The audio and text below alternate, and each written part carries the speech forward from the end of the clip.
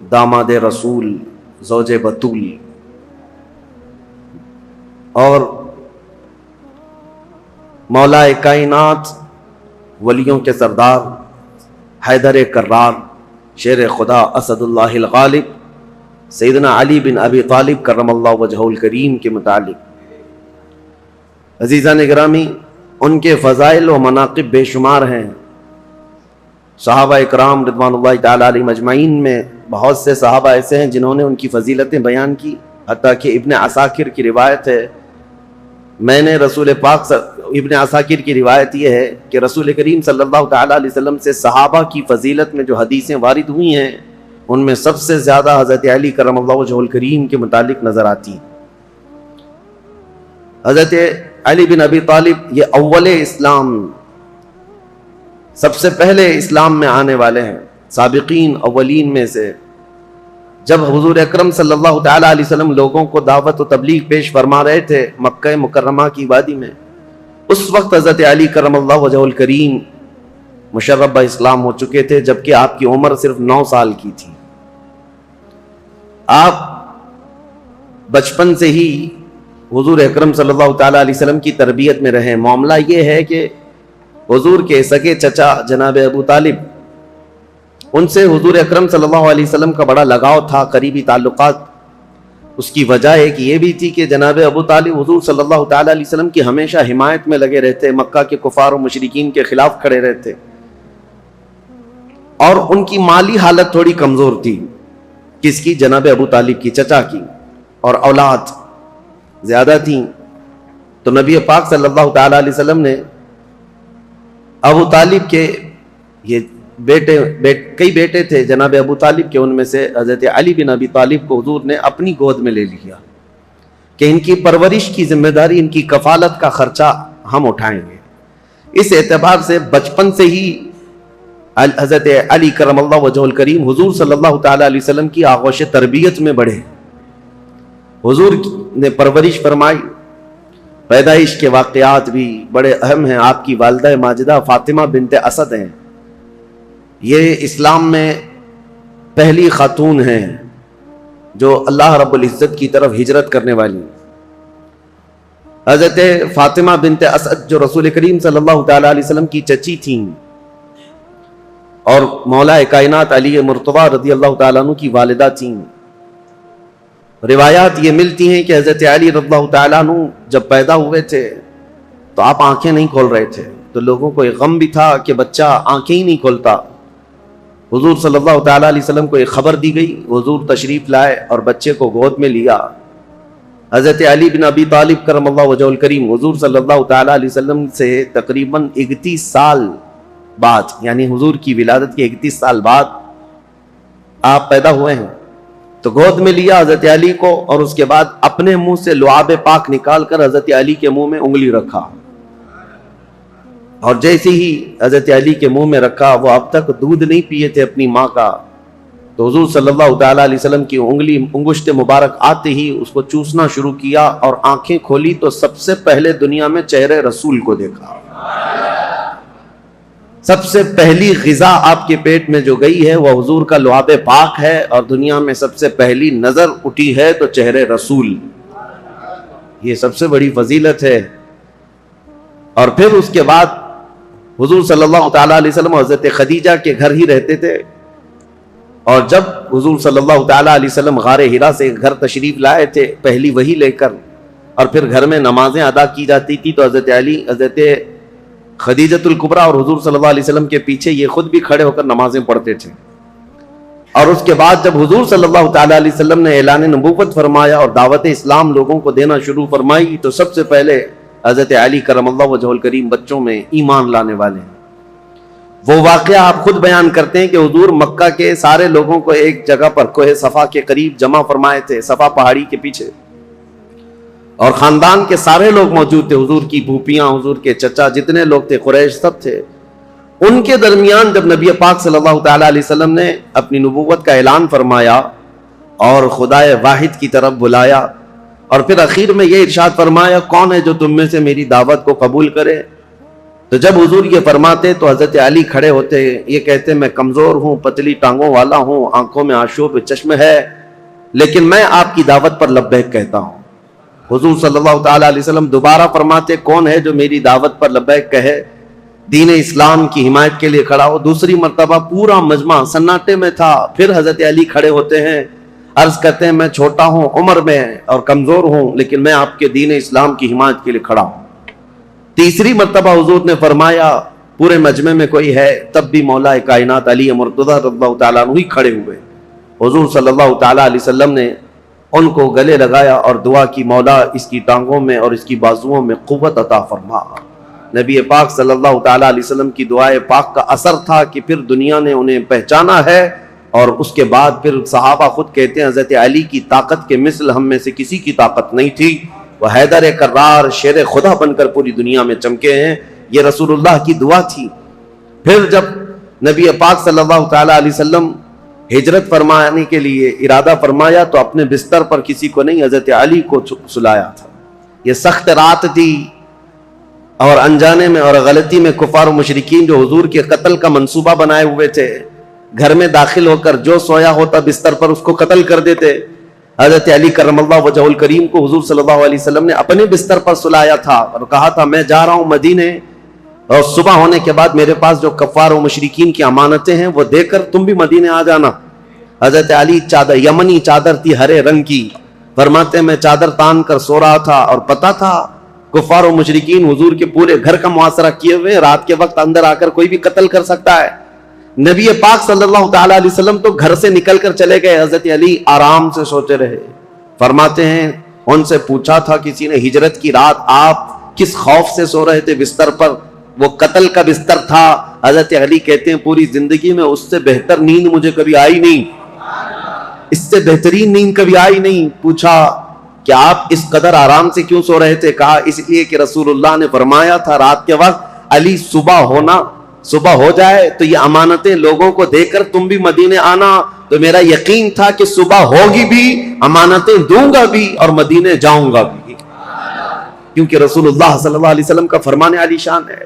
مولا کائنات ہر جگہ نبی کریم صلی اللہ تعالیٰ علیہ وسلم کے ساتھ رہے ہیں۔ اور آپ کو وہ واقعہ بھی بتا دوں، یہ فضائل پر بات چل رہی ہے، پھر میں خلافت مولا کائنات علی مرتضیٰ پر آتا ہوں، کیونکہ تاریخ میں خلفائے راشدین کے دور میں حضرت علی کی خلافت کا جو دور ہے وہ بہت امپورٹنٹ ہے، اس لیے بھی کہ یہاں سے فرق ہو جاتا ہے اپنوں کا اور غیروں کا۔ یہاں تک منزلیں سیم چلتی رہیں امت اسلامیہ کی، لیکن یہاں آنے کے بعد جماعتیں بدل گئیں، کچھ لوگوں نے اپنا قبلہ الگ کر لیا، کچھ لوگوں نے الگ کر لیا ہے۔ تو خلافت علی بن ابی طالب کا یہ 5.5 سالہ جو دور ہے یہ بہت ہی اہم ہے۔ میں تاریخ پر آتا ہوں، اس سے پہلے کون ہے یہ شیر خدا، کون ہے یہ علی مرتضیٰ؟ حضور صلی اللہ تعالیٰ علیہ وسلم کی گھر میں پرورش پانے والے، دعوت اسلام میں جہاں جہاں حضور جاتے تھے ساتھ جاتے تھے۔ جب کبھی حضور لوگوں کو تبلیغ فرماتے آپ حضرت علی حضور کے ساتھ رہا کرتے تھے۔ عمر اگرچہ چھوٹی تھی لیکن ساتھ رہے، اور جب ہجرت فرمائی میرے آقا صلی اللہ تعالیٰ علیہ وسلم نے، حضور کی ہجرت کے چند ہی دن بعد حضرت علی بھی مکہ سے ہجرت کر کے مدینہ تشریف لے آئے۔ اب ہجرت کے بعد 2 ہجری تھی، یعنی حضور صلی اللہ علیہ وسلم کی ہجرت کے 2 سال بعد مدینہ طیبہ میں نبی کریم صلی اللہ تعالیٰ علیہ وسلم نے اپنی سب سے لاڈلی لخت جگر سیدہ کائنات فاطمۃ الزہرا رضی اللہ تعالیٰ عنہا کا نکاح حضرت علی بن ابی طالب کے ساتھ فرمایا۔ حضرت علی حیادار تھے، شرمیلے تھے۔ آپ کہتے ہیں کہ پیغام نکاح حضور صلی اللہ تعالیٰ علیہ وسلم کے گھر آپ کو بھیجنا تھا، لیکن حیا مانے تھی۔ حضور صلی اللہ تعالیٰ علیہ وسلم کے گھر میں پرورش پاتے رہے، لیکن آپ اس شرم اور حیا کی وجہ سے کبھی پیغام لے کر جا نہ سکے۔ خود نبی پاک صلی اللہ تعالیٰ علیہ وسلم نے حضرت علی کرم اللہ وجہہ الکریم کو طلب فرمایا اور پھر اپنی بیٹی کے نکاح کا معاملہ سامنے رکھا۔ حضرت علی خوش ہو گئے، اور پھر اس کے بعد حضور صلی اللہ تعالیٰ علیہ وسلم نے فرمایا مہر میں کیا دے سکتے ہو؟ پھر ان کے لیے مہر کے انتظام کا حکم دیا۔ حضرت علی خود گئے، وہ ایک باغیچے میں مزدوری کرتے تھے، کما کر کے جو انہوں نے جمع کیا تھا اور ان کے پاس جو لوہے کی زیرہ تھی وہ بیچ کر یا گروی رکھ کر مال جمع کیا، 400 مسقال چاندی۔ یہ حضرت فاطمۃ الزہرا رضی اللہ تعالیٰ عنہا کے لیے مہر مقرر فرمایا گیا۔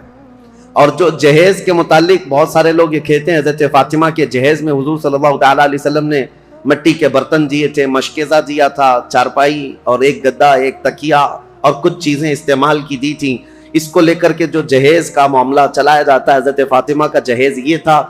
اس کی حقیقت بھی میں بتاؤں، حضرت فاطمہ کا جو جہیز تھا وہ پورا حضرت علی کے پیسوں سے خریدا ہوا تھا۔ لوگوں کو حضرت فاطمہ کا جہیز یاد ہے کہ رسول اللہ نے یہ جہیز دیا تھا، اور یہاں پر اسی جہیز کی بنیاد پر لاکھوں لوگ اس طرح کے کروڑوں کا مطالبہ کر لیتے ہیں۔ مولا کائنات علی ابی طالب کرم اللہ وجہہ الکریم وہ جواں مرد ہیں جنہوں نے اپنے ہاتھوں سے کمائی ہوئی رقم کو یہ جہیز کے پیسوں کے لیے خرچہ کیا۔ حضرت فاطمہ الزہرا رضی اللہ تعالیٰ عنہ کا جہیز کا جو سامان ہے وہ ان کے پیسوں سے خریدا ہوا۔ آج بھی اگر جہیز کی سنت یاد ہے تو ہونا تو یہی چاہیے کہ عورت کے باپ سے نہیں، خود اپنے ہاتھوں سے کما کر کے حاصل کرو۔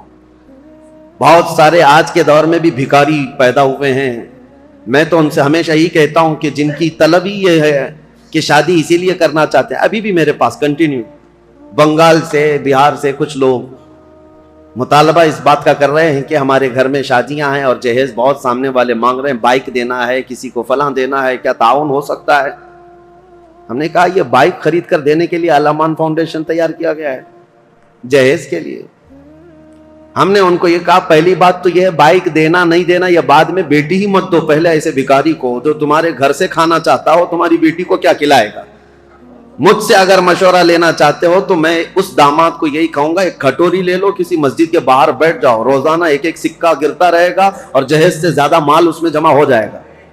اللہ نے مردوں کو تمہیں طاقت دی ہے، حاکم بنایا ہے کمانے کے لیے، لہذا عورت کے گھر سے لینا یہ ایک طرح کی نحوست ہے، مرد کے لیے ایک نحوست ہے، اور اس کی لت پڑ جاتی ہے اور انسان یہاں نکما ہو جاتا ہے۔ ہم نے بہتوں کو دیکھا ہے سسرال پر پلنے والے ہیں، ایسے بہت سارے ہیں۔ ایک مرتبہ عورت کیا گھر سے لے آئی، ہر بار یہ داماد یہی خواہش کرنے لگ جائے گا، جا اپنے باپ سے 10,000 مانگ کے لا، 50,000 مانگ کے لیا۔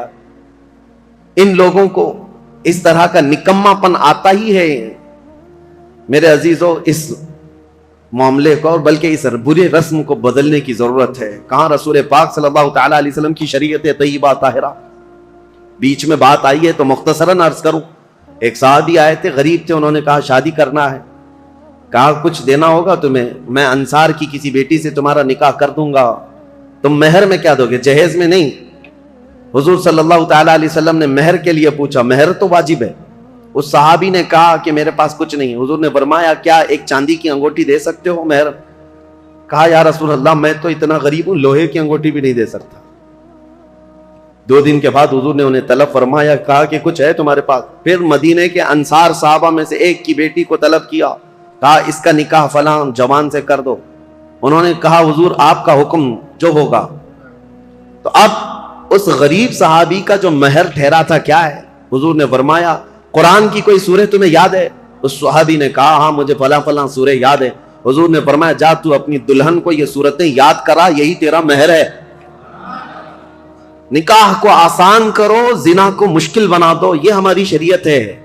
یہ نہیں ہے کہ زنا آسان کر دو اور نکاح اتنا بھاری کر دو کہ اس کے لوازمات اتنے بڑھ گئے کہ جوان لوگ آج نکاح کرنے میں گھبرانے لگتے ہیں، اتنا مال کیسے جمع کروں؟ جس کو پوچھو یہی کہتا ہے ابھی سٹینڈ ہونا ہے، مجھے ایسا لگتا ہے ابھی ہوا پہ چل رہا ہے، سب کو سٹینڈ ہونا ہے، ابھی تک سٹینڈ ہوا ہی نہیں۔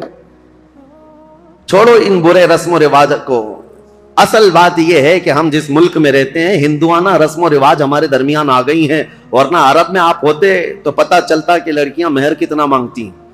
بیچارے عرب لوگ 35-40 سال کے ہو جاتے ہیں، ان کو شادی کرنا مشکل ہو گیا۔ وہاں الٹا معاملہ ہے، وہاں الٹا معاملہ ہے، لڑکیاں مانگتی ہیں بہت، اور کم سے کم 50,000 ریال جو سعودی کے ہوتے ہیں، یعنی 10-11 لاکھ یا 12 لاکھ مہر میں رکھواتی ہیں۔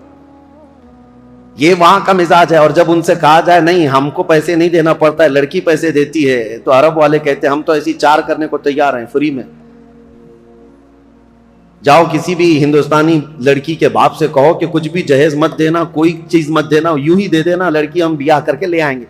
اسی لیے بہت سارے عرب یہاں سے آ کر کے نکاح کر کے لے جاتے ہیں۔ ابھی ہمارے کئی لوگ ہیں وہ یہ کہنے لگ گئے کہ ہم انڈونیشیا سے شادی کر کے لا رہے ہیں، عرب میں یہ بہت مشکل ہو گیا ہے۔ دونوں نظام غلط ہو گئے ہیں۔ شریعت مصطفیٰ سے ہٹے ہوئے نظام ہے. بات مختصراً اتنی عرض کروں گا, اگر ہمارے لیے آئیڈیل ہے, کوئی نمونہ عمل ہے, تو رسول اللہ صلی اللہ تعالی علیہ وسلم کی بیٹی کی شادی, مولا علی کرم اللہ وجہہ الکریم کی شادی, یہ دیکھنا چاہیے, آپ کو پڑھنا چاہیے کہ ان کی شادی کیسی ہوئی تھی.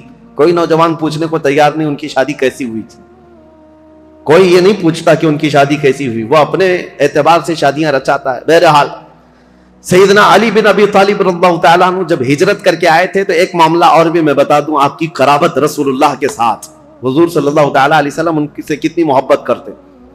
جتنے ہجرت کر کے آئے تھے صحابہ وہ مہاجرین ہیں, اور جو مدینے میں تھے وہ انصار. ایک انصاری صحابی کو حضور بلاتے اور ایک مہاجر کو, اور دونوں کا ہاتھ پکڑ کر کہتے آج سے تم بھائی بھائی. تو یہ عقد مؤاخات میں نے تاریخ میں بتایا تھا, حضور نے ہجرت کے بعد سب سے پہلے کام یہ فرمایا تھا, بھائی چارگی قائم کر دی تھی. تو یہ زبانی نہیں بلکہ وہ صحابہ حقیقت میں پوری زندگی میں ان کو بھائی بنا کر رہتے تھے, حتیٰ کہ اپنی جائیدادوں میں بھی ان کو حصہ دیا ہے حضور نے, جن کو بھائی بنایا. تو یہ عقد مؤاخات چل رہا تھا, ایک انصار ایک مہاجر, ایک انصار ایک مہاجر, سب کی جوڑیاں بن گئی مدینے میں. اور جب یہ عقد مؤاخات ختم ہوا تو حضرت علی اکیلے بچ گئے, ان کے لیے کوئی انصار جوڑی کے لیے بچا ہی نہیں تھا. حضور نے سب کی جوڑیاں بنا دی, فلاں مہاجر کا فلاں انصار بھائی ہے. لیکن حضرت علی غمگین ہو گئے, کہا یا رسول اللہ صلی اللہ تعالیٰ علیہ وسلم, میں اخیر میں تنہا رہ گیا, میرے لیے کوئی انصاری صحابی بھائی بننے کو تیار نہیں, یا بھائی نہ بن سکا. نبی پاک صلی اللہ تعالیٰ علیہ وسلم نے حضرت علی سے کہا, یا علی انت اخی فی الدنیا والآخرہ, کیا تو اس بات پر راضی نہیں دنیا میں بھی اور آخرت میں تو میرا بھائی ہے. انصار اور مہاجرین آپس میں بھائی ہیں, لیکن رسول اللہ نے حضرت علی کو اپنا بھائی کہا, اخی رسول اللہ.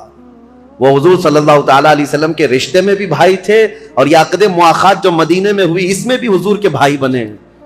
نبی کریم صلی اللہ تعالیٰ علیہ وسلم کی قرابت ایسی تھی, ایک مرتبہ یمن بھیج رہے تھے حضور ان کو وہاں کا قاضی بنا کر, تو جا رہے تھے تو حضور صلی اللہ علیہ وسلم سے عرض کیا, یا رسول اللہ عمر چھوٹی ہے, مقدمات نئے نئے آتے ہیں, فیصلہ کرنا میرے لیے مشکل ہو جائے گا, میں کیسے جاؤں, ایک نئی وادی, نئے لوگ, نیا مزاج, نیا موسم. نبی پاک صلی اللہ تعالیٰ علیہ وسلم نے ان کے سینے پر ہاتھ مارا اور کہا, مجھے تم پر پورا یقین ہے, جو بھی کرو گے تم اللہ اس کے رسول کی رضا کے مطابق کرو. اور اس کے بعد مولا کائنات علی بن ابی طالب کرم اللہ وجہہ الکریم فیصلوں میں اس قدر ماہر ہو گئے کہ پورے مدینے کے صحابہ کہتے ہیں, ہم سے چھوٹی بھی چیز کوئی ہوتی تو ہم یہی کہتے کہ حضرت علی کے پاس لے چلو,